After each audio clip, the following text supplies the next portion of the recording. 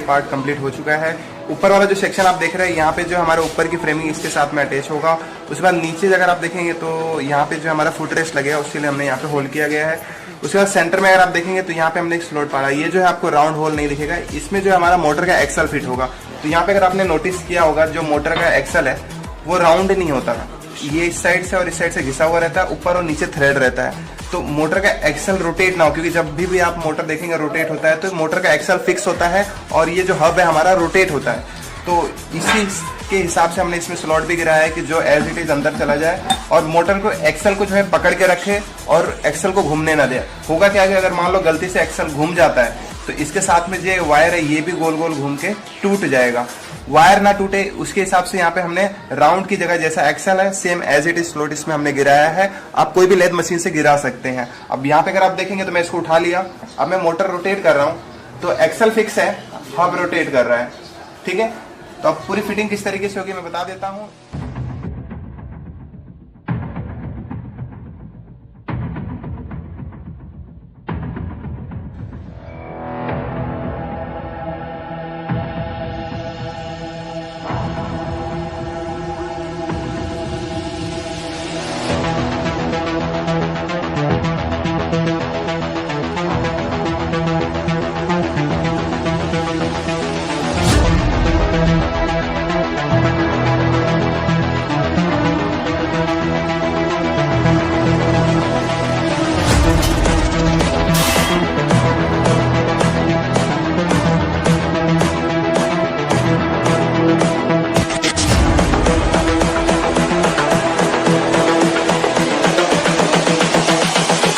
This is the future.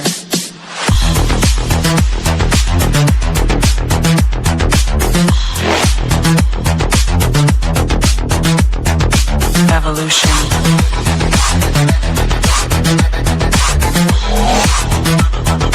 This is the future.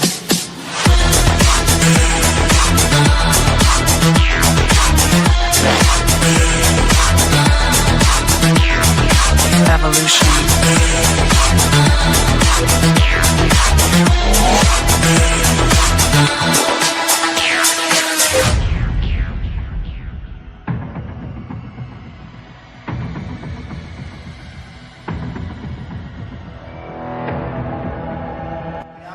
Final framing जो है complete हो चुका है। तो फ्रेमिंग एक बार मैं आपको एक्सप्लेन कर देता हूँ। सबसे पहले हमने ये सी फ्रेम बनाया था। इस सी फ्रेम के अंदर जो हमारा व्हील आएगा और व्हील के अंदर ही हमारा मोटर रहेगा। अब यहाँ पे सीटिंग का आ जाता है। फिर सीटिंग के लिए हमने क्या किया, इसी फ्रेम के ऊपर एक पाइप बेल्ट मारा है, फिर उसी के ऊपर सीटिंग हमने ये बनाया था। ये जो प्लेटफॉर्म देख रहे हैं ये हमारा सीटिंग का प्लेटफॉर्म है और इसी के नीचे अगर आप यहाँ पे देखेंगे जो पाइप है इसी के अंदर हमारी जो है बैटरी चली जाएगी।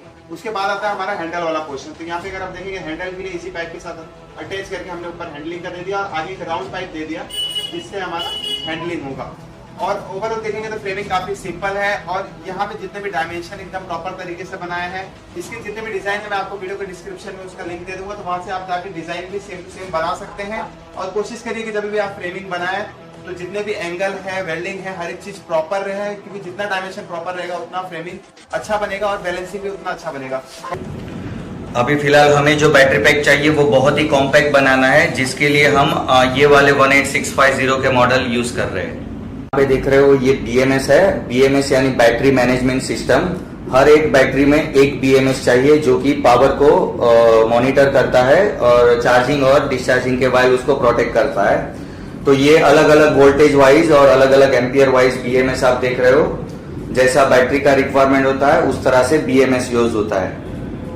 बैटरी बनाने से पहले हर एक सेल का कैपेसिटी टेस्ट होता है और उसके बाद उसका IR इंटरनल रेजिस्टेंस और वोल्टेज चेक करना होता है, जो कि ये हमें यहाँ पे इंटरनल रेजिस्टेंस 19 दिखा रहा है और वोल्टेज दिखा रहा है 3.69। तो हमें मेक श्योर करना है कि जो भी बैटरी यूज करे सभी बैटरी एक ही लेवल का हो और उसका IR रेजिस्टेंस सेम हो। हर एक सेल को स्पॉट वेल्डिंग के थ्रू जोड़ेंगे।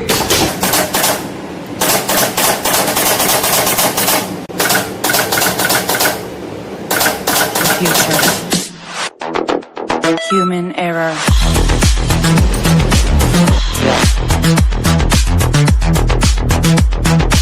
Evolution.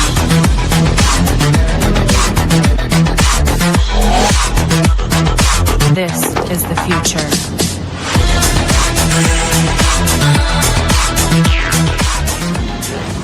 तो यहाँ पर अभी ये BMS फिटिंग हो चुका है, उसमें से हमें ये टोटल 4 वायर मिली है। ये रेड पॉजिटिव है, ब्लैक नेगेटिव है जो मोटर में कनेक्ट होगा, और सेम वैसे ही रेड और ब्लैक पॉजिटिव अलग है, वो चार्जर से कनेक्ट होगा।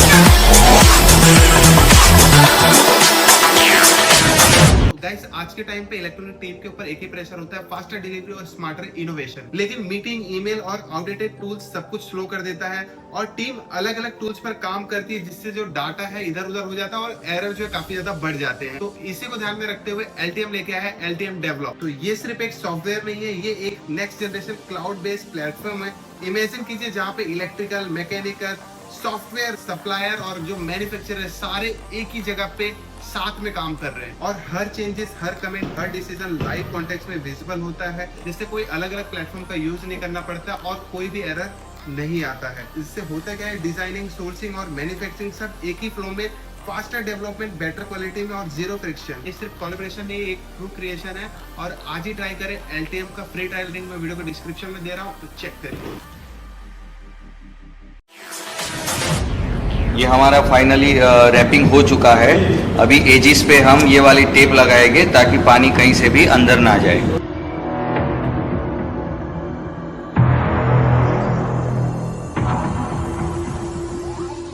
तो यहाँ पे जितने मटेरियल्स थे मैंने यहाँ पे फिट कर दिए। ये रही हमारी मोटर, बैटरी, कंट्रोलर। कंट्रोलर की बात करूँ तो ये जो है सेल्फ बैलेंसिंग कंट्रोलर है। इसकी स्पेसिफिकेशन की बात करूँ तो 60 वोल्ट से ऑपरेट होता है, 250 वॉट का ये कंट्रोलर है। ये जो बैटरी है ये हमारी लिथियम आयन बैटरी है, 60 वोल्ट से ऑपरेट होता है। ये इसके सेल और ये रहा इसकी BMS और ये रहा इसका कनेक्टर। अब यहाँ पे मोटर की बात करो तो ये जो है मोटर हमारा 60 वोल्ट 250 वोल्ट का ये मोटर है, ठीक है, हब मोटर है। अब इसका कनेक्शन के बारे में बता देता हूँ। जैसे कि आपको पता ही है कि BLDC मोटर में फेस वायर और होल सेंसर वायर के होते ही हैं, तो उसी प्रकार से ये जो हमारा सेल बैलेंसिंग कंट्रोलर है इसके में भी आपको 3 फेस वायर और होल सेंसर वायर यहाँ पे मिल जाएंगे। तो ये hall sensor wire, phase wire हम कनेक्ट करेंगे। उसके बाद में ये रही हमारी बैटरी और ये हमारा कंट्रोलर के साथ में भी एक बैटरी का कनेक्टर मिलेगा, मेल फीमेल का। तो ये कनेक्टर हमको बैटरी के साथ में कनेक्ट कर देना है। अब उसके बाद में हमको ऑन ऑफ के लिए एक वायर और मिलता है। यहाँ पे अगर आप देखेंगे तो ये जो आपको दिख रहा है red and purple, pink and purple बोल सकते हो, ये हमारा जो है बैटरी का ऑन और ऑफ के लिए है। उसके साथ में हमको 2 वायर और भी मिलेंगे। ये फेस वायर हो गया, सेंसर वायर हो गया, ये हमारा ऑन ऑफ के लिए हो गया। उसके बाद में ये 2 वायर और बच रहे हैं। तो ये जो हमारा बैटरी का LED इंडिकेटर है और ये जो हमारा 5 वोल्ट का सप्लाई मिलता है LED में। आप 5 वोल्ट का कहीं पे भी यूज़ कर सकते हैं। तो और यहाँ पे अगर आप देखेंगे तो ये हमारे पास एक स्विच है, ठीक है, इसके अंदर एक LED लाइट लगी हुई है और ऑन ऑफ के लिए स्विच लगा हुआ है। तो वो LED के लिए यहाँ पे 5 वोल्ट यहाँ पे लगेगा और ऑन ऑफ के लिए ये हमारा ये कनेक्टर है। तो एक बार सारी वायरिंग कंप्लीट करके आपको एक बार चला के दिखा देता हूँ।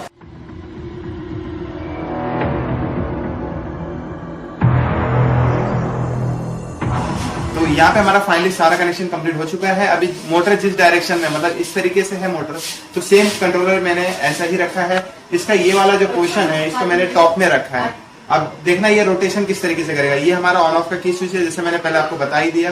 अब इसको मैं ऑन करूंगा, पावर सप्लाई ऑन होगा। जैसे जैसे मैं इसको राइट में लूंगा तो मोटर राइट साइड जाएगा, लेफ्ट में लूंगा तो लेफ्ट में जाएगा और बीच में करूंगा तो रुकेगा। मतलब यहाँ से फॉरवर्ड, यहाँ से रिवर्स और बीच में स्टॉप। एक बार वर्किंग करके मैं आपको दिखाता हूँ। ये हमारा स्विच है, इसको हमने ये दबाया, पावर सप्लाई ऑन हो गया। अब देखिए मैं इसको रिवर्स ले रहा हूँ तो रिवर्स जा रहा है। अब मैं इसको आगे करूंगा तो फॉरवर्ड जाएगा, ये देखिए। फिर रिवर्स लूंगा तो फिर रिवर्स जाएगा, ये देखिए। अगर मैं इसको बीच में रखूंगा तो स्पीड कम कर देगा, नहीं तो रुक जाएगा। अब जैसे जैसे मैं रिवर्स दे रहा हूँ तो रिवर्स जा रहा है। अब मैं ये फॉरवर्ड कर रहा हूँ तो फॉरवर्ड जा रहा है।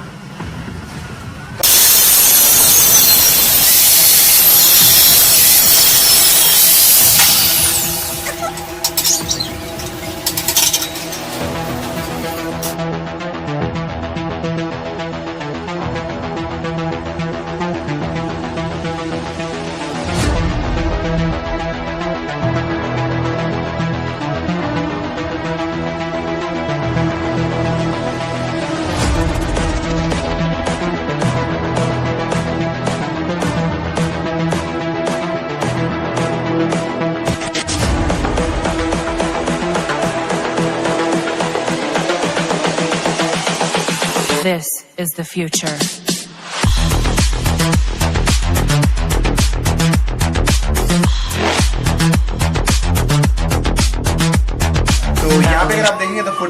पहले मैंने राउंड सलिए से बनाया था, तो ये क्या देखने में थोड़ा बेकार लग रहा था और वजन कहीं ना कहीं मुझे ज्यादा लग रहा था।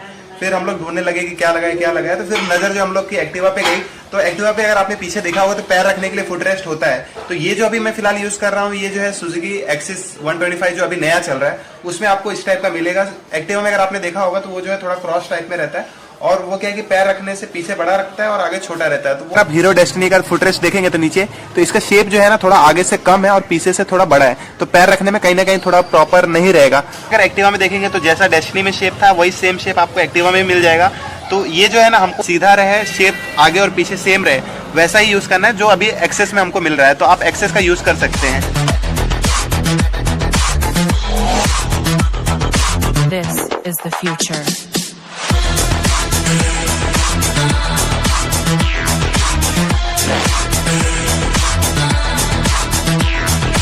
Evolution.